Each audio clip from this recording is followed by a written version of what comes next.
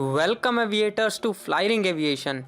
Today is 13th video of our series Aircraft Explained A to Z. आज की video aircraft के fuel system पर होने वाली है कि एयरक्राफ्ट में कौन कौन से फ्यूल सिस्टम होते हैं, उनमें कौन कौन से अलग अलग कंपोनेंट्स होते हैं, फ्यूल टैंक कितनी तरह के होते हैं और एयरप्लेन में कौन सा फ्यूल यूज़ किया जाता है, और इसके साथ साथ देखेंगे कि इस फ्यूल का प्राइस क्या है। But before going to the video, join our Telegram group and Instagram account, और हमने फेसबुक पर भी अपना पेज क्रिएट कर लिया है, उसे भी फॉलो कर लीजिए। All the links are given in the description. Also subscribe to our channel and press the bell icon to be in touch with us. So सबसे पहले हम फ्यूल से शुरुआत करते हैं कि एयरप्लेन में कौन सा फ्यूल यूज़ किया जाता है। एविएशन इंडस्ट्री में छोटे जनरल एविएशन एयरप्लेन्स में गैसोलीन और बड़े कमर्शियल एयरलाइनर्स में कैरोसिन यूज़ होती है। ये दोनों एयरप्लेन फ्यूल कोई स्पेशल फ्यूल नहीं होते, ये भी सेम पेट्रोल और डीजल की तरह ही क्रूड ऑयल से निकाले जाते हैं, पर इस एविएशन फ्यूल को स्पेशल बनाया जाता है। इन एविएशन फ्यूल को क्रूड ऑयल में से निकालने के लिए डिस्टिलेशन प्रोसेस यूज़ किया जाता है। सबसे पहले क्रूड ऑयल को एक फर्नेस में डालकर उसे हाई टेम्परेचर पर बॉईल किया जाता है, जिससे कि फ्यूल के हाइड्रोकार्बन्स अलग अलग हो जाते हैं। इसके बाद इस बॉइल्ड क्रूड ऑयल को डिस्टिलेशन कॉलम में ठंडा होने के लिए भेजा जाता है। अलग अलग वेट और प्रॉपर्टी के हाइड्रोकार्बन्स अलग अलग हो जाते हैं। भारी हाइड्रोकार्बन्स नीचे और हल्के हाइड्रोकार्बन्स ऊपर आ जाते हैं और इनको अलग अलग नाम दे दिए जाते हैं। भारी हाइड्रोकार्बन्स को पेट्रोल और डीजल और हल्के हाइड्रोकार्बन्स को गैसोलीन और कैरोसिन। अब सबसे बड़ा क्वेश्चन ये आता है कि हम एयरप्लेन में पेट्रोल या डीजल क्यों नहीं यूज़ करते। तो आंसर है, इनकी कैलोरीफिक वैल्यू ज़्यादा और ऑक्टेन नंबर कम होता है, और ये डीजल और पेट्रोल एविएशन फ्यूल से भारी भी होते हैं। कैलोरीफिक वैल्यू को समझते हैं। इसका मतलब होता है कि जलने के बाद फ्यूल कितनी हीट या एनर्जी प्रोड्यूस करेगा। अगर आप डीजल को देखें तो उसकी कैलोरीफिक वैल्यू 45.5 मेगा जूल पर केजी है। इसका मतलब है कि अगर हम 1 किलोग्राम डीजल को बर्न करेंगे तो वो 45 मेगा जूल की एनर्जी प्रोड्यूस करेगा। पर एविएशन गैस या गैसोलीन की कैलोरीफिक वैल्यू 44.65 मेगा जूल पर केजी होती है। ये दोनों वैल्यूज़ एक दोनों के आसपास ही है। मींस चाहे हम डीजल बर्न करें या एविएशन गैसोलीन, एनर्जी हमें सेम ही मिलेगी। But here comes octane number. Octane number का मतलब होता है कि फ्यूल हाई टेम्परेचर और प्रेशर में कितना रेजिस्टिव है। मींस ज़्यादा से ज़्यादा टेम्परेचर और प्रेशर में ये अपने आप ना जल जाए। एयरप्लेन के इंजन की कंप्रेशन रेशो काफ़ी ज़्यादा होती है, जिससे कि इंजन में प्रेशर काफ़ी इंक्रीज़ हो जाता है। अगर फ्यूल का ऑक्टेन नंबर कम होगा तो वो पावर जनरेट करने से पहले ही फ्यूल बर्न हो जाएगा, जिसका कोई फ़ायदा नहीं होगा। जैसा कि पेट्रोल, इसका ऑक्टेन नंबर 87 है। ये एयरप्लेन के इंजन में पावर स्ट्रोक से पहले ही बर्न हो जाएगा। पर एविएशन गैसोलीन का ऑक्टेन नंबर 100 होता है, जो कि हाई टेम्परेचर और प्रेशर में भी काफ़ी इफ़ेक्टिव रहता है और अपने आप नहीं जलता। इसलिए एविएशन गैसोलीन को एवगैस 100 भी बोला जाता है। इसमें एवगैस का मतलब एविएशन गैसोलीन और 100 का मतलब इसके ऑक्टेन नंबर की वैल्यू होती है। और दूसरा जो एविएशन फ्यूल है दैट इज़ कैरोसिन। मिट्टी के तेल को ही कैरोसिन बोला जाता है, पर एयरप्लेन में यूज़ होने वाली कैरोसिन काफ़ी रिफाइंड होती है। इसे बार बार साफ़ किया जाता है और ये एविएशन गैसोलीन से थोड़ी हैवी होती है। एयरप्लेन में यूज़ होने वाली कैरोसिन को एविएशन टर्बाइन फ्यूल बोला जाता है। कैरोसिन का ऑक्टेन नंबर 15 होता है, पर इस कैरोसिन को एयरप्लेन में एज अ फ्यूल यूज़ करने के लिए इसमें काफ़ी एडिटिव्स डाले जाते हैं और इसका ऑक्टेन नंबर अराउंड 53 कर दिया जाता है। इसलिए यह फ्यूल काफ़ी इनफ्लेमेबल होता है और इसकी कैलोरीफिक वैल्यू 43.1 मेगा जूल पर केजी होती है। मींस ये फ्यूल भी बाकी फ्यूल जितनी ही एनर्जी प्रोड्यूस करता है। और इसके अलावा एविएशन टर्बाइन फ्यूल को एयरप्लेन के गैस टर्बाइन इंजन के लिए सूटेबल बनाने के लिए इसमें icing inhibitor, lubricity agent, static dissipator और करोजन इन्हिबिटर्स मिक्स किए जाते हैं। हर एक एडिटिव को ध्यान से समझते हैं। दुनिया के हर एक फ्यूल में वाटर की थोड़ी सी अमाउंट प्रेजेंट होती है। जब एयरप्लेन काफ़ी ऊंचा चला जाता है तो वेदर काफ़ी ठंडा हो जाता है, जिससे कि फ्यूल में प्रेजेंट वाटर आइस क्रिस्टल बन जाते हैं और ये आइस क्रिस्टल फ्यूल फिल्टर और दूसरे कंपोनेंट्स में जाकर उन कंपोनेंट्स को ख़राब कर सकते हैं। दूसरा, फ्यूल में प्रेजेंट क्लैडोस्पोरियम रेजिन वाटर की प्रेजेंस में फंगस में कन्वर्ट हो जाता है, जो कि अगेन सारे सिस्टम को क्लोग या बंद कर सकता है। इस दोनों कंडीशन को रोकने के लिए आइस इनहिबिटर्स, जिसे FSII भी बोलते हैं, उसे फ्यूल में मिक्स किया जाता है, जो कि फ्यूल में प्रेजेंट वाटर को जमने नहीं देता और फंगस के लिए एंटी पेस्टिसाइड का भी काम करता है। और इसके अलावा फ्यूल टैंक के नीचे एक वाटर ड्रेन वेल्व भी होती है। पानी हैवी होने के कारण नीचे आकर इस वाटर ड्रेन वेल्व से नीचे निकल जाता है और छोटे एयरप्लेन्स में वाटर रिमूव करने के लिए गैस या वाटर कलेक्टर होते हैं। अगला है लुब्रिसिटी एजेंट।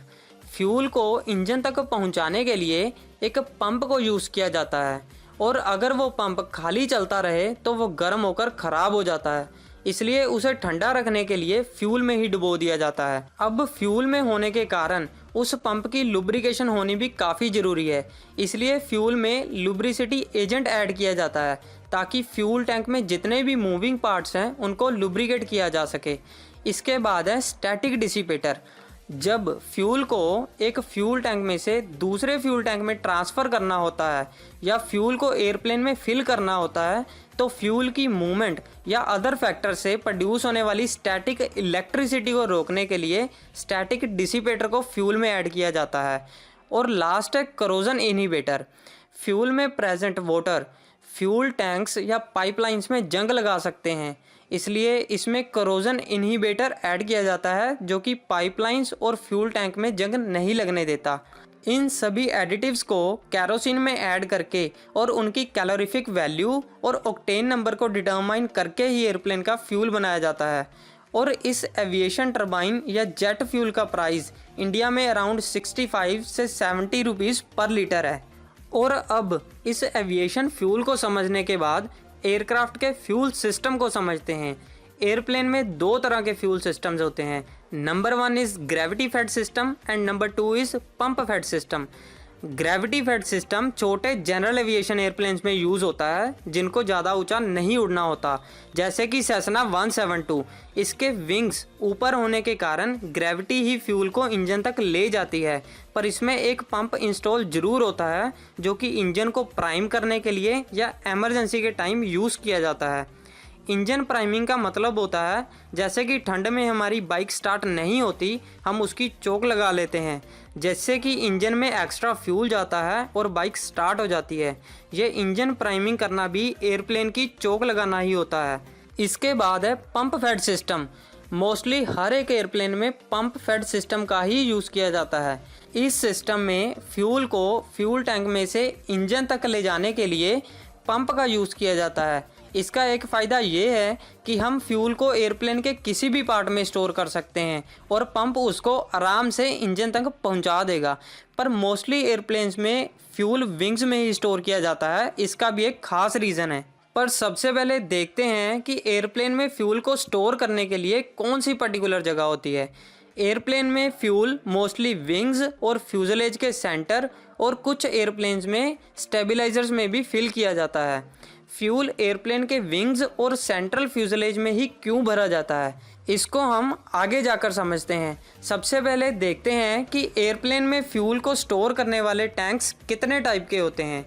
फ्यूल टैंक्स 4 तरह के होते हैं। पहला है इंटेग्रल टैंक्स। ये टैंक्स मैन्युफैक्चरिंग के टाइम ही विंग्स में बना दिए जाते हैं। ये कोई अलग से सील्ड टैंक नहीं होते, बल्कि विंग के बीच की खाली जगह को ही फ्यूल टैंक की तरह यूज़ किया जाता है। सभी कमर्शियल एयरप्लेन्स में ये इंटेग्रल फ्यूल टैंक्स ही होते हैं। दूसरा है रिजिड टैंक। रिजिड टैंक एक सील्ड कंटेनर होता है जो कि अलग से बनाकर एयरप्लेन के विंग्स में इंस्टॉल किया जाता है। इन टैंक्स का एक फ़ायदा ये है कि इनको बाहर निकालकर इनकी मेंटेनेंस की जा सकती है। तीसरा है एक्सटर्नल टैंक। ये टैंक कुछ पुराने एयरप्लेन्स में यूज़ किए जाते थे। ये भी रिजिड टैंक ही होते थे, पर विंग्स के अंदर इंस्टॉल करने के बजाय ये बाहर विंग टिप्स पर इंस्टॉल होते थे। इनके 2 फ़ायदे थे। एक तो ये एक्स्ट्रा फ्यूल कैरी करते थे, दूसरा इनसे इंड्यूस्ड ड्रैग या वोटेक्स कम जनरेट होते थे। और लास्ट टैंक है फ्लेक्सिबल फ्यूल टैंक। इन्हें फ्यूल ब्लैडर्स भी बोलते हैं। कई हाई परफॉर्मेंस जेट एयरप्लेन्स और फाइटर एयरप्लेन्स में यही फ्यूल ब्लेडर्स यूज़ होते हैं, क्योंकि इनमें जितना फ्यूल भरा जाए ये उतना ही फैलते हैं। सो कहीं ना कहीं ये एक्स्ट्रा वेट को बढ़ने से रोकते हैं और हाई मैन्यूवर के समय फ्यूल को इधर उधर जाने से भी रोकते हैं। अब आते हैं हमारे पॉइंट पर कि फ्यूल हमेशा विंग्स में ही क्यों फिल किया जाता है। सबसे पहले तो ये समझ लीजिए कि एयरप्लेन का सारा वेट उसकी डिज़ायर्ड सीजी पर होना ज़रूरी है। मान लो अगर फ्यूल को फ्यूजलेज में भर दिया गया तो एयरप्लेन ऊपर जाते समय फ्यूल का सारा वेट नीचे और नीचे आते समय सारा वेट आगे आ जाएगा। एयरप्लेन को ट्रिम करना और भी मुश्किल होगा और फ्लाइंग काफ़ी मुश्किल हो जाएगी। इसलिए फ्यूल को विंग्स में भरा जाता है ताकि फ्यूल का सारा वेट सीजी के आसपास ही रहे और ये फ्यूल दोनों विंग्स में से इक्वली यूज़ होता है ताकि दोनों साइड वेट बराबर रहे। इसके अलावा फ्यूल फ्यूजलेज में इंस्टॉल इंटेग्रल फ्यूल टैंक्स में भी भरा जाता है। ये फ्यूल टैंक्स बिल्कुल सीजी पर ही होते हैं, इसलिए इसका कोई नुकसान नहीं है।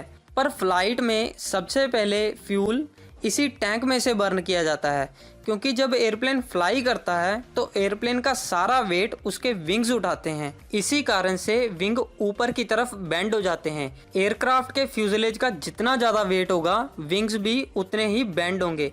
इसलिए फ्यूजलेज में प्रेजेंट फ्यूल टैंक में से फ्यूल जल्दी बर्न किया जाता है ताकि एयरप्लेन हल्का हो सके और विंग कम बेंड हो और उन पर स्ट्रेस भी कम आए। और इसका एक और ख़ास रीज़न भी है। अगर किसी कंडीशन में एयरप्लेन के लैंडिंग गियर्स ना ओपन हुए तो एयरप्लेन को बेली लैंडिंग करनी पड़ेगी, और अगर सेंटर फ्यूल टैंक में फ्यूल हुआ तो 95% चांसेस है कि ग्राउंड के साथ फ्रिक्शन होने से प्रोड्यूस होने वाला स्पार्क उस फ्यूल को जला देगा, जो कि काफ़ी डेंजरस होगा। विंग्स की बेंडिंग को ख़त्म करने के लिए एविएशन इंडस्ट्री ने एक और भी रास्ता फाइंड किया है कि अगर एयरप्लेन के विंग्स में फ्यूल भर दिया जाए तो ये नीचे की तरफ वेट डालेंगे, जिससे कि विंग्स की बेंडिंग को कम किया जा सकता है। और तीसरा रीज़न है स्पेस। विंग्स के अंदर की स्पेस खाली होती है और फ्यूजलेज में कोई एक्स्ट्रा स्पेस ना होने के कारण फ्यूल को विंग्स में स्टोर किया जाता है। यही 3 रीज़न है कि फ्यूल को विंग्स में स्टोर किया जाता है। अब एयरलाइनर्स के फ्यूल सिस्टम को समझते हैं। एयरलाइनर के इंटेग्रल फ्यूल टैंक में 3 फ्यूल टैंक होते हैं, एक लेफ्ट विंग में, एक राइट विंग में और एक सेंटर टैंक फ्यूजलेज में होता है। इसके अलावा विंग्स में 2 सेकेंडरी टैंक जिन्हें सर्ज टैंक या वेंट टैंक बोलते हैं, विंग्स में मेन टैंक्स के साथ इंस्टॉल होते हैं। इस सर्ज टैंक के काफ़ी इंपॉर्टेंट रोल्स हैं। इसमें एक वेंट होती है जिसे कि नाका वेंट या फ्यूल टैंक वेंट बोला जाता है। ये वेंट फ्यूल टैंक में एयर प्रेशर को मेंटेन रखती है, क्योंकि जैसे जैसे फ्यूल बर्न होता रहता है एयर इस वेंट की हेल्प से अंदर जाकर फ्यूल पर एयर प्रेशर बनाए रखती है। इस वेंट पाइप की हेल्प से सभी टैंक तक एटमॉस्फेरिक एयर पहुंचाई जाती है। दूसरा, जब कभी भी एयरप्लेन रोल करता है तो मेन टैंक में से फ्यूल इधर उधर निकल सकता है, जो कि सर्ज टैंक में चला जाता है और वहाँ से फिर से मेन फ्यूल टैंक में वापस आ जाता है। इसके अलावा जब मौसम चेंज होता है तो फ्यूल एक्सपैंड या कॉन्ट्रैक्ट होता है। अगर गर्मी एकदम से बढ़ जाए तो फ्यूल एक्सपैंड होकर इस वेंट से बाहर निकलता है और फ्यूल ज़्यादा बढ़ते समय भी ये यहीं से बाहर निकल जाता है। ये नाका वेंट या फ्यूल टैंक वेंट एयरप्लेन के विंग के नीचे होती है। इन फ्यूल टैंक्स में से फ्यूल को इंजन तक पहुंचाने के लिए बूस्टर पंप्स या फ्यूल पंप्स यूज़ किए जाते हैं। सेंटर टैंक में जो फ्यूल पंप होते हैं उनका प्रेशर थोड़ा ज़्यादा होता है, इसलिए ये फ्यूल को तेज़ी से इंजन में भेजते हैं और सेंटर फ्यूल टैंक का फ्यूल जल्दी ख़त्म हो जाता है, जिससे कि एयरप्लेन का वेट कम होता है और विंग्स पर बेंडिंग स्ट्रेस कम आता है। इन फ्यूल पंप्स को इन स्विचेस की हेल्प से ऑन किया जाता है। हर एक टैंक में 2 फ्यूल पंप होते हैं। ये 2 स्विचेस लेफ्ट फ्यूल टैंक के पंप्स के लिए, ये 2 स्विचेस राइट टैंक के पंप्स के लिए और ये 2 ऊपर वाले स्विचेस सेंटर टैंक के पंप्स के लिए होते हैं। अगर टैंक में फ्यूल ख़त्म हो जाए या फ्यूल पंप ख़राब हो जाए तो हर एक स्विच के ऊपर ये लो प्रेशर लाइट इल्यूमिनेट हो जाती है। इसके अलावा फ्लाइट के दौरान या फ्यूल भरते समय एक विंग के फ्यूल टैंक में फ्यूल ज़्यादा चला गया है और दूसरे में कम, तो इस क्रॉस फीड की हेल्प से फ्यूल को टैंक में इक्वल किया जाता है। मान लो कि लेफ्ट विंग में फ्यूल ज़्यादा है और राइट विंग में कम, तो पायलट राइट फ्यूल टैंक के पंप्स को ऑफ कर देगा और क्रॉस फीड को ऑन कर देगा, जिससे कि फ्यूल लेफ्ट टैंक में से राइट टैंक में ट्रांसफर हो जाएगा। जब क्रॉस फीड वेल्व को ओपन किया जाता है तो इसके ऊपर लाइट इल्यूमिनेट हो जाती है, जो कि ये बताती है कि ऑपरेशन ठीक ठाक चल रहा है। और लेफ्ट विंग के फ्यूल टैंक में एक टेम्परेचर सेंसर होता है जो कि फ्यूल का टेम्परेचर बताता है। ये टेम्परेचर फ्यूल पैनल के इस टेम्परेचर गेज पर शो होता है। फ्यूल को फ्यूल टैंक में से इंजन तक भेजने के लिए पंप फ्यूल को प्रेशराइज करता है और इसके बाद फ्यूल को एक फ़िल्टर में से निकलना होता है, ताकि अगर उसमें कोई कंटेमिनेशन हो तो वो निकल जाए। पर अगर फ़िल्टर जाम हो जाए तो फ्यूल फ़िल्टर में से नहीं जाता, बल्कि फ़िल्टर को बाईपास करके डायरेक्ट इंजन में जाना शुरू हो जाता है। और फ़िल्टर बाईपास की इंडिकेशन इस लाइट से शो होती है। इससे इंजन फेल भी हो सकता है। इंजन में फ्यूल भेजने के लिए इन स्टार्ट लीवर्स को अप करना होता है, जिससे कि फ्यूल वेल्व ओपन हो जाती है और इंजन में फ्यूल जाना शुरू हो जाता है। पर अगर ये वेल्व्स बंद हो जाए तो उसकी इंडिकेशन इस लाइट की हेल्प से मिलती है, जो कि शो करती है कि फ्यूल वेल्व बंद हो गई है और इंजन में फ्यूल नहीं जा रहा। एयरप्लेन में फ्यूल भरने के लिए इस फ्यूलिंग स्टेशन को ओपन किया जाता है। इस फ्यूलिंग स्टेशन को मोस्टली P15 के नाम से जाना जाता है और हर एयरप्लेन में इसकी लोकेशन अलग अलग होती है। बोइंग 737 में ये राइट विंग पर होता है। जिस फ्यूल टैंक में फ्यूल नहीं भरना होता तो उस फ्यूल टैंक की शट ऑफ वॉल्व को इन स्विचेस से बंद कर दिया जाता है और फ्यूल ट्रक में से फ्यूल पाइप को निकालकर इस फ्यूल इनलेट में इंस्टॉल किया जाता है। किस फ्यूल टैंक में कितना फ्यूल भरा गया है ये इंडिकेशन इस फ्यूल इंडिकेटर पर शो होती है। और कई बार एयरप्लेन में फ्यूल भरने से पहले विंग के नीचे प्रेजेंट इन सम्प ड्रेन में से थोड़ा फ्यूल निकाल कर ये चेक किया जाता है कि एयरप्लेन में प्रेजेंट पहले वाले फ्यूल में वाटर या माइक्रोबायोलॉजिकल सब्सटेंसेस तो प्रेजेंट नहीं है। अगर किसी कारण से इन फ्यूल टैंक्स में से फ्यूल को बाहर निकालना पड़ जाए तो इसकी दो कंडीशंस है। पहला, अगर ग्राउंड पर फ्यूल को बाहर निकालना है, मतलब डिफ्यूल करना है, तो इस डिफ्यूलिंग पैनल में से एक लीवर को पुल किया जाता है और जिस टैंक में से फ्यूल बाहर निकालना होता है उस टैंक के फ्यूल पंप्स को ऑन कर दिया जाता है। और अगर फ्लाइट के दौरान डिफ्यूलिंग करनी हो तो इस फ्यूल डंप वेल्व को यूज़ किया जाता है। फ्यूल डंप को अच्छे से समझने के लिए आप हमारी फ्यूल डंप वाली वीडियो को देख सकते हैं। एयरप्लेन में टोटल कितना फ्यूल है उसकी इंडिकेशन पायलट को ECAS की engine warning and status display पर मिलती है। यहाँ बॉटम राइट में ये शो कर रहा है कि लेफ्ट टैंक में अराउंड 2.89 टन फ्यूल है, राइट विंग के टैंक में भी 2.89 टन ही फ्यूल है, जबकि सेंटर टैंक में 9.30 टन फ्यूल है और एयरप्लेन में टोटल 15.1 टन फ्यूल है। और इसके अलावा इंजन में कितना फ्यूल जा रहा है वो इस फ्यूल फ्लो में शो होता है। जैसा अभी ये शो कर रहा है 0.62, इट मीन्स कि एयरप्लेन का हर एक इंजन एक घंटे में 0.62 टन यानी अराउंड 600 किलो फ्यूल बर्न कर रहा है। So this is end of the video. I hope airplane का फ्यूल सिस्टम आपके लिए काफ़ी इंटरेस्टिंग और नॉलेजेबल रहा होगा। हमारी और भी एविएशन रिलेटेड वीडियोस को एंजॉय करने के लिए हमारे चैनल को सब्सक्राइब करें and always stay tuned with us for more updates. Thank you so much.